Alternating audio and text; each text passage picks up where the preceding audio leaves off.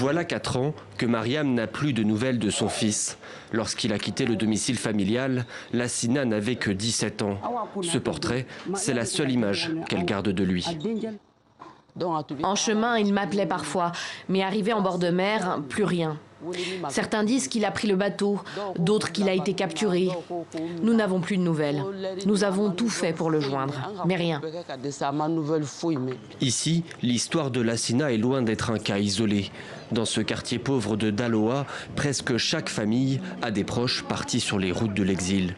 Sangaré veut lui aussi tenter sa chance. Sa famille n'a pas les moyens de le scolariser. Et la désapprobation de sa mère n'y changera rien. Il a l'impression d'être un poids pour elle. Il y a beaucoup d'amis qui sont partis en Europe là. Ils sont allés, ils ont réalisé là-bas, ils ont envoyé l'argent dans leur famille quoi. Il faut réussir ces deux choses.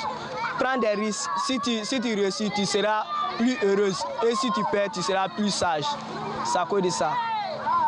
On dit l'argent ou la mort. Mais derrière le rêve d'une vie meilleure se cache parfois la désillusion. Parmi ceux qui sont partis, certains comme Boris ont finalement décidé de revenir au pays. Un retour loin d'être facile. Mon histoire, c'est-à-dire je suis parti, je suis revenu. Et bon, je ne pouvais pas les parler. Parce que quand je leur parle, ils disent que toi tu es maudit, tu es parti, tu es revenu, tu vas nous dire quoi. Donc à ce moment, j'avais un peu honte. Je faisais rien. Parce que même pour manger, ce n'était pas facile. Aujourd'hui, Boris a plusieurs petits commerces de réparation de téléphones. Sur son temps libre, il milite au sein de l'Union de la jeunesse communale de Daloa, une organisation qui tente de sensibiliser les jeunes à rester au pays et travaille à la réinsertion de ceux qui reviennent. Il y a eu beaucoup de retours.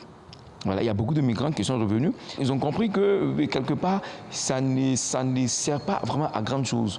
Voilà, ça ne sert pas à grand chose. Il y a beaucoup qui se sont laissés duper, il y a beaucoup qui se sont laissés berner et se sont laissés tromper, en tout cas par ces illusions-là. Le gouvernement ivoirien a mis en place des aides pour favoriser le retour des migrants. Mais cette politique de réinsertion reste limitée. Sans emploi ni perspective d'avenir, des milliers de jeunes Ivoiriens continuent chaque année de quitter le pays.